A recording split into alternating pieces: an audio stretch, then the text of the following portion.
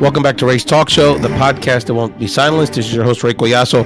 You know, words matter. We know that from the political work that we do, and it's very obvious that words matter. And who documents those words, who speaks those words, and who shares them, and how are they shared, and how are they shared to the masses and to even people in our community is very important. And that's why I have such a respect for our friends in literature. And when I saw that a dear friend of mine, one of my sisters, was releasing a book, I had to have her on the show because she is really at the intersection of Latina empowerment, relationships, Afro-Latino issues, and really just fighting for women to have a voice in our society. My dear sister, Ivelisse Rodriguez, welcome to Ray's Talk Show. Thank you. Thank you for having me. So, Ivelisse, you know, you're, God, I'm so proud of you. This is such a great moment. Ivelisse Rodriguez is the author of Love War Stories. And according to your press materials here, Love War Stories, you know, love is a battleground, literary cautionary tales of long-lost relationships.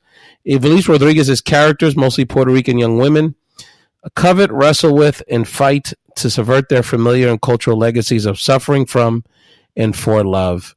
Rodriguez is an intimate and unflinching new voice in Puerto Rican literature. She expands familiar Nuyorican narratives, exposing the glorified but brutal realities of love, and reckons with the inheritance that shape our communities. Dr. Rodriguez, I think that sums it up pretty well, huh? It does. I have the best publicist. She writes all these press materials, and I'm like, wow, I want to read that. That really sums it up.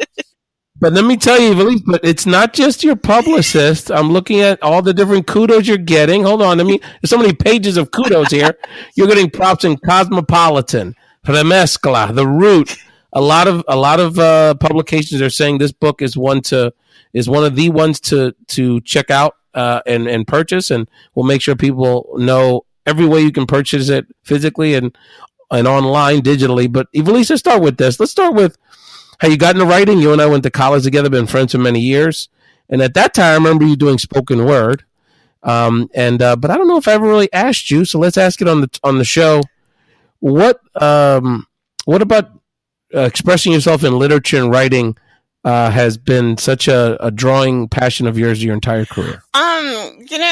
I think it just started off, there's a story I like to tell. I was in, I think I was like in third grade or something, and the whole school had to write a story or something. And I don't remember what I wrote, but I remember I used the word grotesque in it because I used to be a little nerd and look up words that I didn't know in the books I read. And, then the principal came to my class and she had a candy bar and she said I wrote the best story in the whole school. So in that moment I thought, oh, I'm going to be a writer. And, but at the same time, it's something I kept saying, but it's not something that I was actually doing. And, so I took a couple of, creative writing classes at Columbia where we went to college together. And,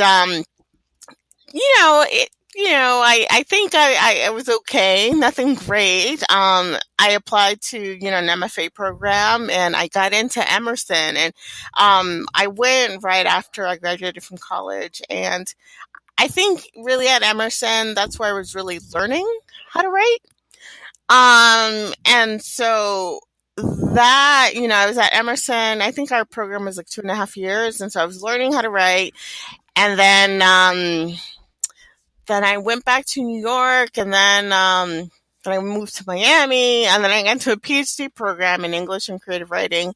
And there, I think, I was definitely a stronger writer, but I still had a ways to go. And so I don't really know what's kept me going. I think it's just this idea that I thought I was going to be a writer, and then I started doing it, and then there came a point where I was just I don't know what else to do with my life if I don't write.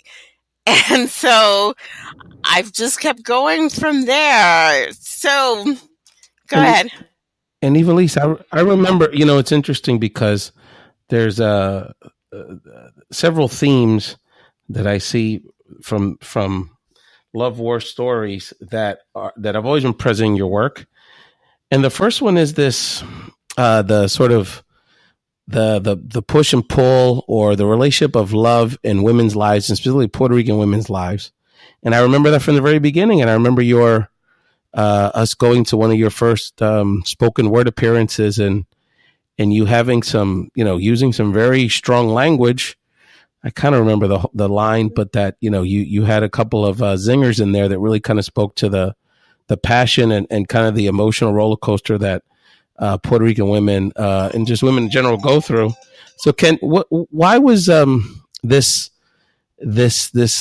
battle with love, and this battle with how relationships fit into one's life, have always been the central theme in your work? I think it's because I started writing, like the first story, the titular story, Love War Stories, I started writing it at Columbia, my last semester there.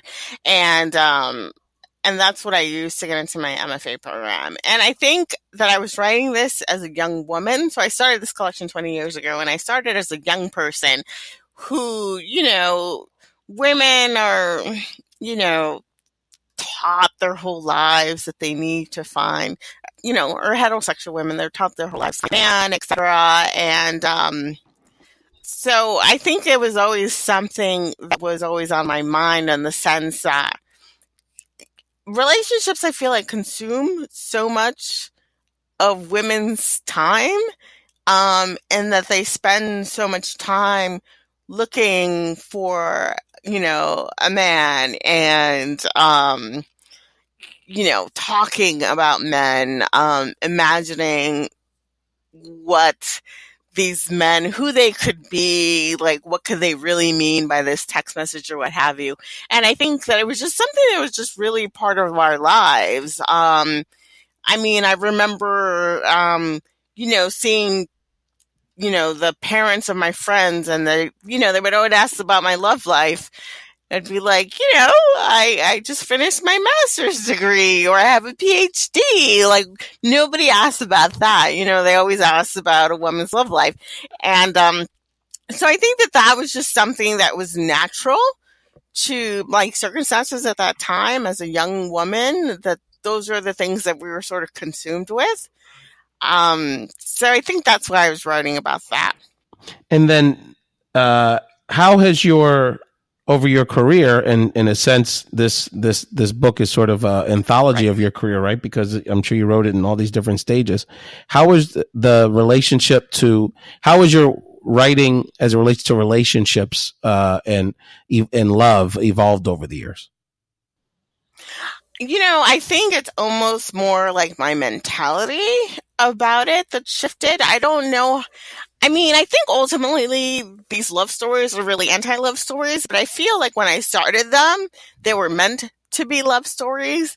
And I think my position on them has shifted. And and also, it's like I had to complete these stories as somebody I no longer was. So the person that started this collection is no longer the person who I am, but I had to be faithful to what this collection was meant to do. So I think, again, they're ultimately the same stories, but I think it's now I focus more on the anti-love part of them. So when I talk about the book now, to me, what I focus on is how destructive love can be for women. And I think I show that through my stories, and how much women give up, and how, detrimental love can be, and that there should be other avenues for women in their lives, beyond this narrative of women need to go find a man, etc. And again, this is all like these heterosexual narratives that I'm talking about. So I would say that what I want women to get out of this book is that there are other avenues for them, and that just because a relationship can break you, you can rise in other ways, that there are other things that you can get out of life. And I think ultimately that there should just be more narratives for women in this life. Like, I don't know if you have girls, Raphael, but I hope that you're all teaching them that there's more to life than just being married and having a man, Ivelisse etc. Rodriguez, the author of Love War Stories. This is a book that is getting a lot of buzz. Cosmopolitan, The Root, dare I say, Bitch Media, Remezcla, many more outlets are raving about Ivelisse's book, Love War Stories, and she's a big part of the Family on Race talk show. Ivelisse, I don't have daughters, but I got a whole lot of nieces and a lot of women in my life. My wife is from a humongous family of women. I don't know if there's any boy cousins in that family. And with my nieces and other cousins and other relatives, we certainly do that. And even though my boys are small, they know they need to respect women. So thank you for checking me on that one. I appreciate it.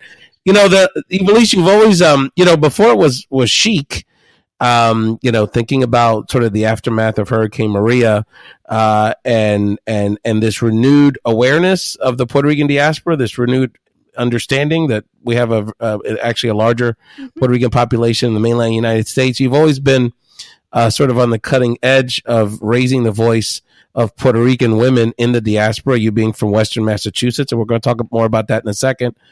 But it's interesting how this book comes out in 2018, right? Because it's there seemed to definitely be more of an awareness and then more of an understanding of the gulf of voices that were being heard, not just in the Puerto Rican, the post-hurricane issue and in, sort of electoral politics, but really just in our society. There's, we don't just sing and dance, and we have a lot to say. Right, indeed.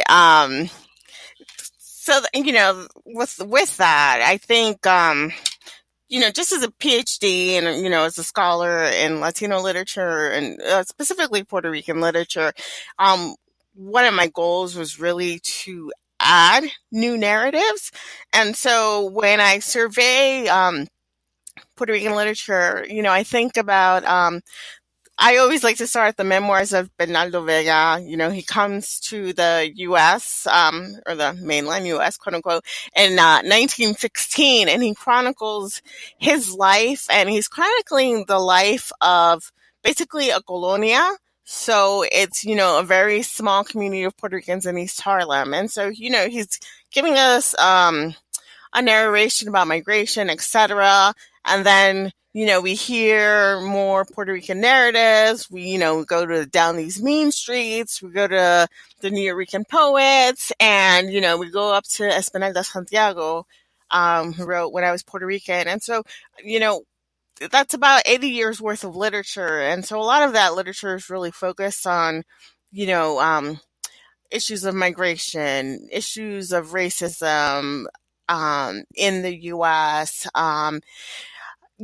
issues of difference, nostalgia for the lost homeland, etc. And so I really wanted to write something new to add to the body of Puerto Rican literature. And that's part of the reason why I don't really tell any migration stories and why there's so much an emphasis on the lives of women in my book. And then you touched upon the second thing that was important to me was about writing about Western Massachusetts. Because very few people know how many Puerto Ricans there are in Western Massachusetts.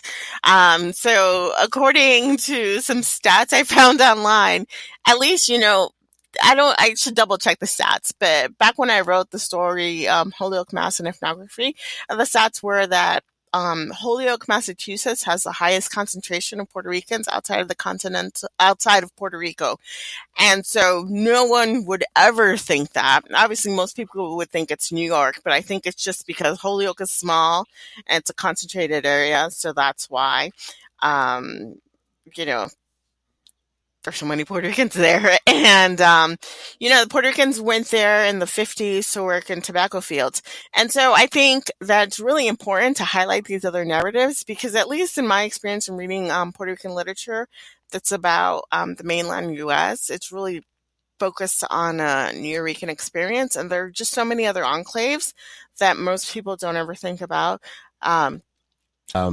You were my first friend from Western Massachusetts, I'm proud to say. But then one day, a few years after at some point in my organizing career, my first day on a new organizing job, they said for me to go to Holyoke, and I just laugh because I remember going to Holyoke and remember thinking, I know there's some Puerto Ricans here. My friend Ivelisse is from Holyoke and her sister and stuff. And then I was in the town I remember thinking, okay, I'm going to see how long it takes for me to see a white person in this city. Because it's the most Puerto Rican place I've ever been in my entire life. And I've been in Puerto Rico. I was like, and I saw them in the person. It was very ironic because it was a white couple that had to be 90. I mean, it was the oldest white people I've ever seen alive. And they were sitting in the downtown Puerto Rican restaurant across from City Hall because there's nowhere else to eat in Holyoke. And they were the last ones left. It was like, it's so funny. And I've developed a wonderful relationship with that city. I don't get there much anymore, but Councilman Diosdado Lopez is a friend. And I just met a group of Holyoke Puerto Ricans at a Puerto Rican conference. Betty Medina, who runs Enlace de Familia, is out there in Holyoke. And she's actually invited me to go up there to speak, Ivelisse. So I'll be in your hood pretty soon. So they need to invite you. You're like the biggest celebrity from Holyoke. So you're like, fucking right. so let's talk about Holyoke. You have a chapter in your book here, Holyoke, Massachusetts, an ethnography. And I was gravitated to it. It's the first chapter I read. And it encompasses so many things for me. But why don't we hear from you? Tell us about the character in this chapter named Veronica. Okay, so Veronica, I think she's a girl that you would see in many Puerto Rican enclaves. But for me, it was important to write about Veronica because she was different in some respects. What I called her in the book was an in-between girl, in the sense that she knows she has to be hard. She knows she has to fight whenever she has to. But internally, she has this squishy heart where she doesn't really want to have to put on that face. And so whenever she's around other Puerto Ricans, etc., she knows the role she has to play. And she, at one point in the story, she wonders what it's like to be white, where, you don't always have to front or be ready to fight, etc. And so, I grew up in Holyoke, and I feel, to me, it was all very normal and stuff. And in some ways it still is, but I grew up in a very violent world where, you had to be ready to fight anyways. So Veronica, I think, embodies that. And the whole story itself, I wanted to write a story that was also very, anti those narratives where, there's a white teacher that comes into a quote-unquote bad neighborhood and, saves everybody. And in some ways, I don't want to say not everybody's going to be saved, but not everybody needs saving. Or, when you're living this life, life seems perfectly normal and perfectly fine. And it's other people's perceptions of how you live that don't necessarily coincide with your perception. And so I grew up in South Holyoke, and it kind of had a reputation of being this bad place or whatever. But I never felt that. I don't know. It just seemed like a normal place to grow up. And I never saw what other people saw.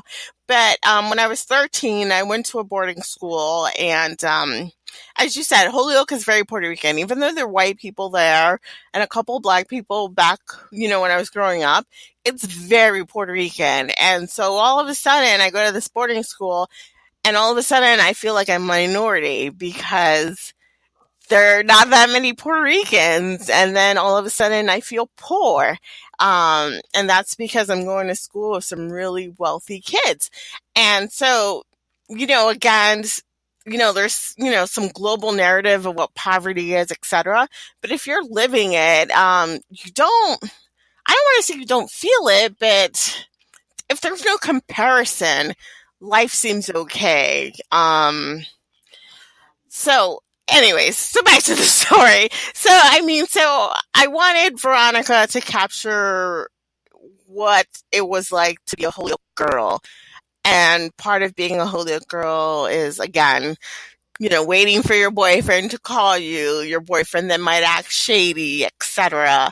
And again, having to fight, etc. So I just wanted to capture what life was like in Holyoke. And I also really wanted to tell the story of Holyoke because, like I said, it was really important for me to include these other enclaves and for the world to see that there are the other places that are like brimming with Puerto Ricans. And it's, when I was reading that particular chapter, every Puerto Rican community has Veronicas. And, one of the things that struck me, and it was so relatable to my experience in Philadelphia, where I'm sitting as we're talking, and other Puerto Rican, just other communities around the country that I've been in my work, is that, we have so much beauty. And I'm saying that physical beauty, Veronica is one of the hotties, and it's almost like a curse in a way because it kind of makes her a target. And then we have all this beauty or culture, our family, the love we have for each other. But then we have to, it's almost like, that beauty almost makes us a target or at the very least, people don't see that beauty in our community. They just see poverty, they see color, they see an ignorance about who we are.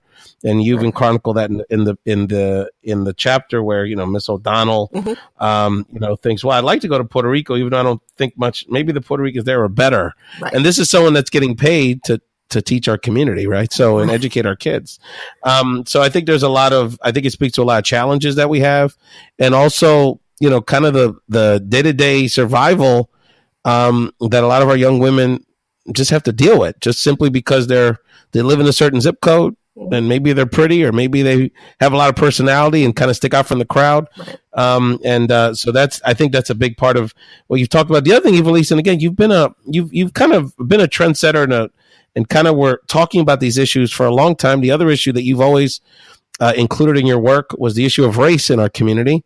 And, now that's there's really a movement going on between, bloggers and social media activists, sort of, continuing on the Afro-Latino movement. Amar La Negra sort of in pop culture embodies that to a large degree. But you've been talking about that in your writing a long time. So for people that are curious about love war stories, how does race come into play as it relates to the book and your writing? I think it comes into play in the sense that I made sure that some of the Puerto Ricans were obviously Black. That was also important to me as a dark-skinned Puerto Rican. I'd like to talk about the Afro-Latino thing too. But I mean, for me, I just wanted to make sure that Black Puerto Ricans were represented in the book. There seems to be this idea that I learned just when I went to college in New York City that, Puerto Ricans tended to be lighter, and it was Dominicans who were darker, etc. And again, in Holyoke, we didn't have any Dominicans. Everybody was just kind of Puerto Rican. And so, that was kind of flabbergasting. And then also, as I've, over the years, when I've gone back to Puerto Rico, like I see my family and, they're all a bunch of different colors and stuff. But I obviously have a lot of Black people in my family. And so, but then I would go out to other parts of Puerto Rico and I'd be like, where are they?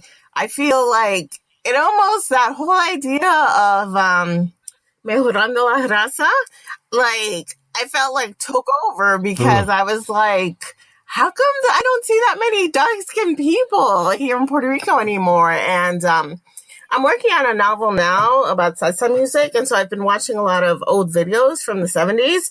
And so my mother will be like, see, there were more Black people then. So, one, I'm not sure what happened to all the Black people. Even though during the Hurricane Maria coverage, I felt like CNN found them all. Because I was like, wow, they're still there, but they're just like hidden. So anyways, for me, it was more like they're represented here in the narrative. They exist, just like I exist, etc. I didn't get too much into the Afro-Latino thing in the sense that, I think the only difference that I felt growing up is that there was always a sense that to be lighter skinned was better, or you were perceived as prettier if you were lighter skinned. But that's the only kind of distance that I felt. And I mean, my sister may feel other differences. She doesn't my sister's darker, and she doesn't really connect to Puerto Ricans in general. I think partly because of this, because most people don't think she's Puerto Rican.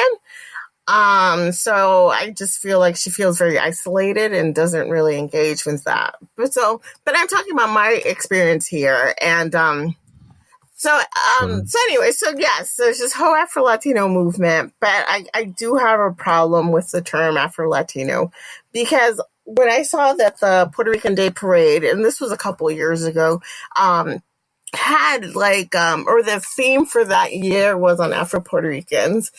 But then I had to wonder, what's the cutoff? Like, how are we designating who is Afro-Puerto Rican? And I feel like we're not really talking about Afro-Puerto Ricans. We're really talking about blackness, which aren't necessarily the same thing, because I think the cutoff or what have you are like visual cues of blackness, right?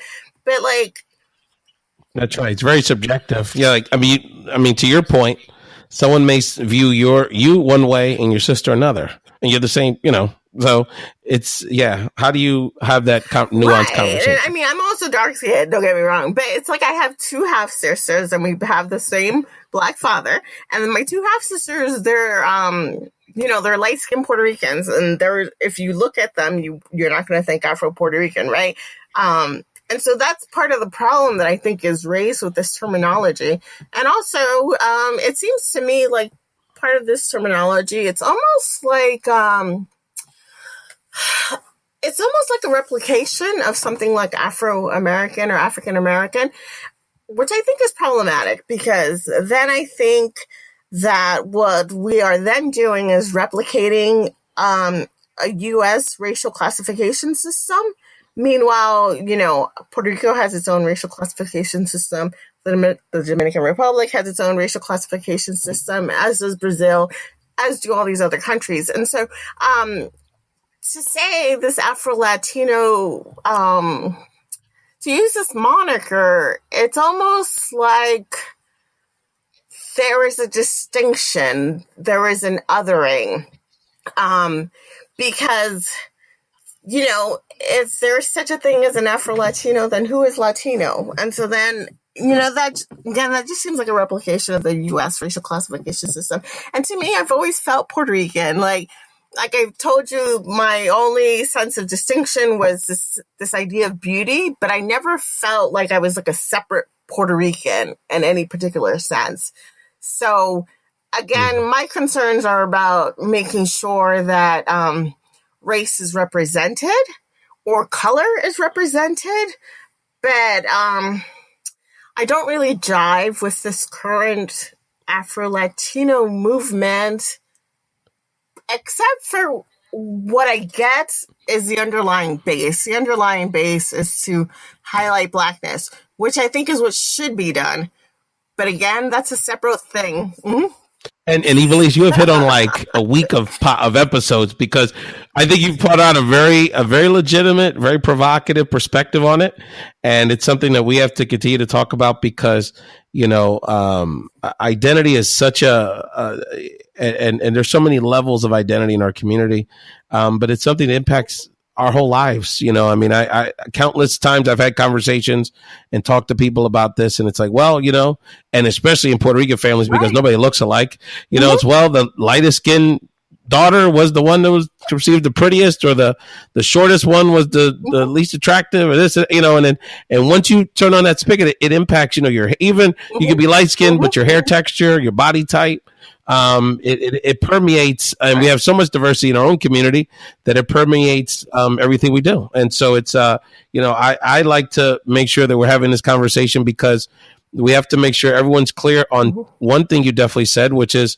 it's a part of our culture that you have to embrace no matter what you look like. You can't sit there and say, oh, I'm proud of my culture, but you can't be down with cumbia or salsa or our iconic figures in our community without understanding that you are embracing our blackness from a cultural perspective. Right. And so, you can't have one without the other. So I think you brought up some really good points, and we want to continue to have those conversations on Ray's Talk Show. And you're listening to Dr. Ivelisse Rodriguez, the author of Love War Stories.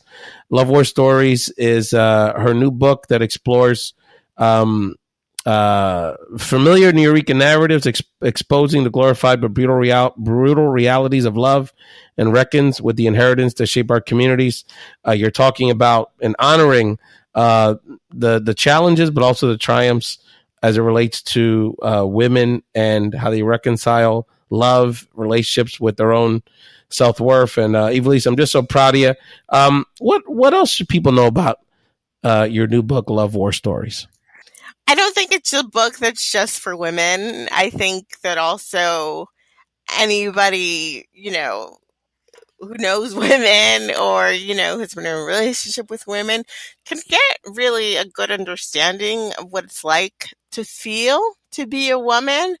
And again, for the feminist perspective, I really hope that it touches the readers, that it touches, especially the female readers, so that they can then start to see maybe a different way to go about this whole love thing. No, that makes a lot of sense. And Ivelisse, I'm again so proud of you. What's next for you? I know you're working on some other writing, and just wanted to hear what else people should know about what we should expect from Dr. Ivelisse Rodriguez, the author of Love War Stories. Okay, well, I'm working currently on a novel. Right now it's called The Last Salsa Singer, and it is about two members of a salsa band in Puerto Rico in the 1970s, and it's about Richie, the saxophone player, and Vicente, the salsa singer, and basically they're best friends, and Richie is in love with Lucy, and Lucy, is playing hard to get, and this goes on for years, and basically there comes a point where Richie is going to take care of Lucy because she's become pregnant by somebody else, and so Vicente is totally terrified by this, and so he and the orquesta decide to play this song called the Palomita song, and it's meant to poke fun of and humiliate, poke fun of the relationship between Lucy and Richie, and it's meant to humiliate them so that they'll separate and stop seeing each other. But it has all this unintended consequences.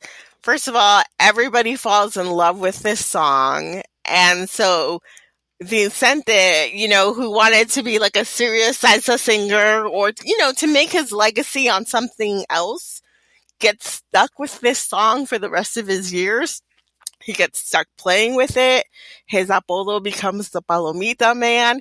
So, he meant to get Lucy out of their lives, but now she's firmly entrenched. So this is also somewhat of a feminist take in the sense that Vicente and the band, they all dismiss Lucy as this sort of silly girl, but she really upends their lives, their dreams, etc. And it's also about salsa music, and it's very male dominated. And I always think about this picture from the Fania All Stars where Celia Cruz, she's surrounded, I think, by 26 or 25 men, and she's the only woman. Yes. Yes, exactly. So I always think about that. And so, where's the place for women in salsa? Because I love salsa music. Right. Well, salsa music, salsa was like hip hop, right?